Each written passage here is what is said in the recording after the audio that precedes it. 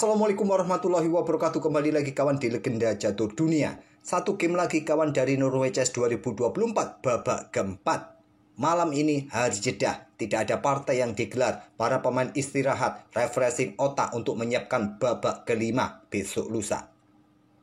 Nah, hasil-hasil di game keempat sedikit banyak sudah saya jelaskan di video tadi pagi, jadi tak perlu saya ulangi lagi. Bagi kawan-kawan yang belum sempat nonton, seperti biasa, di akhir video saya sertakan linknya kawan video tadi pagi. Dan game yang akan kita otak-atik ini saya pilih permainan Alireza Firoza menghadapi juara dunia klasik Ding Liren. Juara dunia asal Cina. Tapi sayangnya setelah menjadi juara dunia kawan, penampilannya melempem di setiap event yang dia ikuti, baik klasik, standar, ataupun permainan cepat. Tapi nyatanya Ding Liren adalah juara dunia saat ini. Tapi cukup mengecewakan game-game beberapa bulan ini kawan dari event-event yang dia ikuti. Oke, tak perlu kita permasalahkan itu, kita tunggu saja nanti apakah Gukes juga mampu meraih gelar juara merebut dari tangan Ding Liren. Dan seperti yang kalian tahu kawan, performa Ding Liren ini sebagai pecatur kuat asal Cina juga mungkin saja tergeser oleh Wei Yi kawan. Mungkin di live rating sekarang posisi Wei Yi mungkin menjadi pecatur nomor 1 Cina. Setelah jelas Ding Liren ini banyak kehilangan elo dari turnamen-turnamen klasik yang dia ikuti. London System sekarang kita dapat di atas papan. Pembukaan yang sama dipilih oleh Alireza saat menghadapi Fabiano Caruana pada game kedua. Game itu berakhir remis kawan dan keduanya melanjutkan ke permainan Armageddon. Alireza menang dalam permainan Armageddon saat menghadapi Fabiano Caruana. Nah, pion E3 kawan. Nah, pion C5. Pilihan utama untuk mengcounter langsung di awal pembukaan London System ini kawan. Ada juga yang memainkan pion E6 terlebih dahulu atau gajah F5 sebelum pion E6 kawan. Tapi menurut engine yang terkuat ya ini pion C5 atau beberapa Grandmaster juga menyarankan untuk langsung counter permainan London System dengan pion C5. Opsinya ya kuda bisa berkembang ke peta C6 tanpa lagi menghalangi pion C ini untuk mendapatkan posisi di pusat. Kuda F3, kuda C6, mengembangkan kuda B ke D2 atau biasanya juga dengan pion C3 terlebih dahulu kawan. Agar nanti jika terjadi baku hantam, posisi pion masih tetap solid kawan. Tapi pengembangan kuda B ke D2 merupakan pilihan yang paling banyak diambil putih di posisi ini. Nah, sebelum didukung dengan pion C3, kebanyakan kawan atau engine juga menyarankan hitam langsung baku hantam di petak pusat. Atau pion E6, menteri keluar ke petak B6. Ding Liren memilih gajah ke petak G4. Sampai poin ini kawan, sampai langkah kelima, permainan ini masih sama saat Alireza menghadapi Fabiano Caruana, bahkan beberapa langkah berikutnya masih tetap sama. Ide-ide dari permainan kedua pemain. Setelah pion C3, pion E6 ada menteri B3 di sini, menteri C8, proteksi pionnya dari ancaman menteri putih. Nah, setelah pion H3 gajah mundur, gajah E2, gajah E7 persiapan rokada, Alireza menyerang dengan pion G4, gajah mundur ke G6, kuda H4 serang gajah, gajah E4 kawan, ada pion F3. Nah, di sini kawan, pada poin ini saat Fabiano Caruana menghadapi Alireza kemarin lusa, Caruana bermain dengan pion C4. Ini langkah terkuat buat hitam menurut engine kawan. Dan itu dilakukan oleh Fabiano Caruana saat menghadapi Alireza kemarin lusa dan memaksa Alireza menarik mundur menterinya ke petak D1 kawan. Baru Fabiano Caruana melangkah kuda H5, pion ambil kuda H5, gajah ambil kuda H4 skak, raja bergeser ke F1. Permainan berakhir match tapi lumayan liar kawan. Game antara Alireza Firoza versus Caruana kemarin lusa. Ada bumbu-bumbu langkah brilian dari kedua pemain yang dicatat oleh engine, tapi sayangnya berakhir match juga. Tapi Ding Liren memilih jalur yang berbeda. Kuda H5 terlebih dahulu. Pion ambil kuda baru dia memainkan pion C4.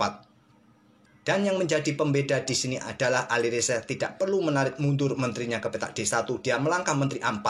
Tetap aktif di atas kawan. Baru gajah ambil kuda H4. Apa yang menjadi pembeda? Beda sekali kawan. Seperti yang sering saya sebutkan, jika urutan berbeda, konsekuensinya juga bisa berbeda. Nah, saat pion ini terlebih dahulu didorong, kalian tidak bisa bergerak ke petak A4. Bisa, memang bisa. Tapi kalian memberikan tempo lebih cepat bagi hitam untuk mendapatkan ruang dengan pion-pion sayap menterinya. Kalian akan terpaksa mundur. dan hitam mendapatkan ruang sisi menteri. Kalau kalian langsung caplok, bahayanya gajah C2. Menteri tidak bisa pulang ke rumah, kawan. Ada pion A6, posisi menteri bisa terjebak, tidak punya banyak ruang. Maju ke petak B6, ada kuda, terjebak juga, wassalam. Menteri bisa terjebak. Walaupun beberapa langkah berikutnya mungkin kalian masih bisa mempertahankan diri, tapi kalau dengan langkah cermat, hitam bisa mendapatkan menteri kalian. Itu yang menjadi pembeda. Jadi di posisi ini menteri mundur, hitam mempunyai ruang yang bagus dengan pion-pion sayap menterinya. Tapi dengan kuda bergerak ke peta H5 ini, kawan, pion caplok kuda, pion C4, menteri A4, dan gajah ambil kuda. Bedanya di sini, raja tidak bergerak ke peta F1, tapi ke peta D1.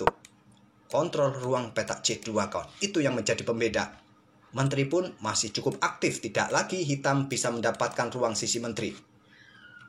Gajah D3, pukul, ambil balik, menteri B5, ingin mendapatkan pion, kawan. Rokade, dan menteri caplok pion D3. Alireza untung 1 pion, kawan. Itu yang menjadi pembeda. Dan juga kompensasi yang didapat oleh putih, raja aman, mungkin naik, dan bentengnya terkoneksi, keluar ke sisi raja, nanti kawan. Lajur G juga semi terbuka, seperti biasa ada gajah di sini. Nah, pion H6 merupakan langkah terkuat menurut engine.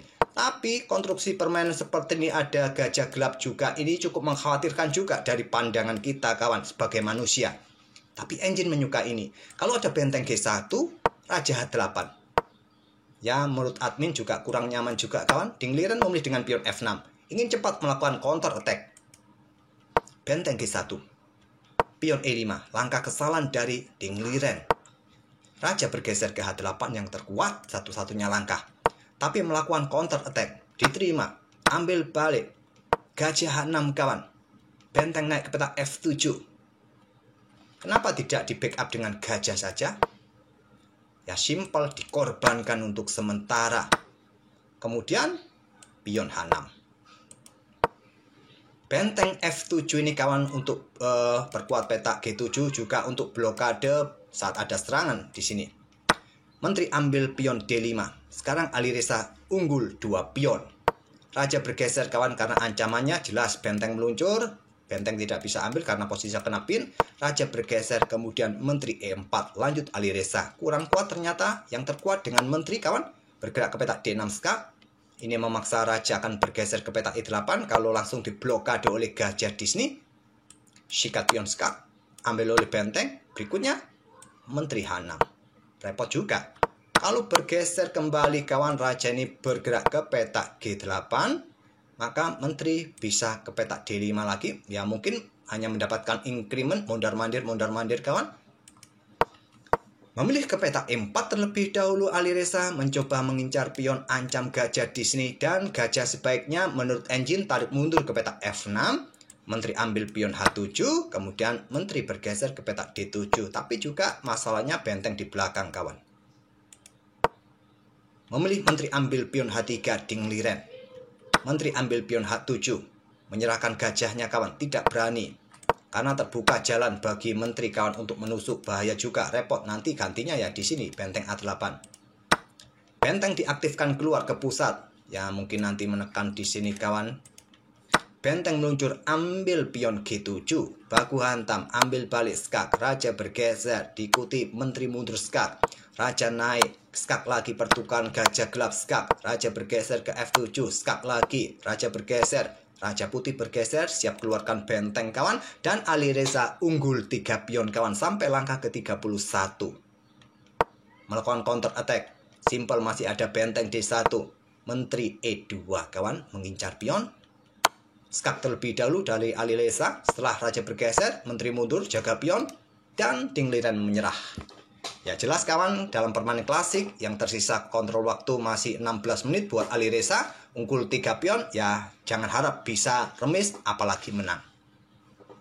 Tapi bagi kita, bermain di pos ronda atau warung kopi masih cukup menarik. Apa salahnya jika dilanjut, kawan, walaupun minus 3 pion, masih cukup menarik buat kita. Oke, itulah, kawan, permainan dari Alireza Firoza yang menghajar Dingliren, kawan. Menang 3 pion membuat Dingliren menyerah di langkah ke-34. Sementara Dingliren menempati posisi buncit, kawan. hanya 1 kali menang dalam permainan Armageddon, kalah dalam permainan klasikal oleh Alireza Firoza ini, dan 2 kali kalah dalam permainan Armageddon juga. Oke, semoga permainan dari kedua pemain dan ide-ide permainan London System yang dimainkan oleh kedua pemain bisa menghibur kalian, dan kita akan bertemu di video-video berikutnya. Terima kasih. Wassalamualaikum warahmatullahi wabarakatuh.